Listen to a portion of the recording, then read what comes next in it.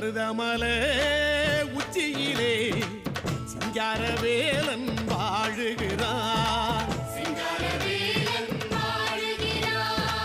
பள்ளி மகள் தூதுவர சிங்காரவேலன் ஆடுகிறான்.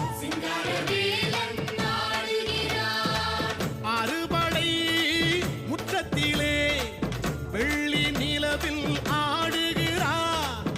ஆதிசிவன் ஓடி வந்து பிள்ளை தமிழே பாடுகிறான். மலை மலை அழகா தங்கச்சிலை அழகா ஆடி வரும் முருகா அருள் தரும் முருகா.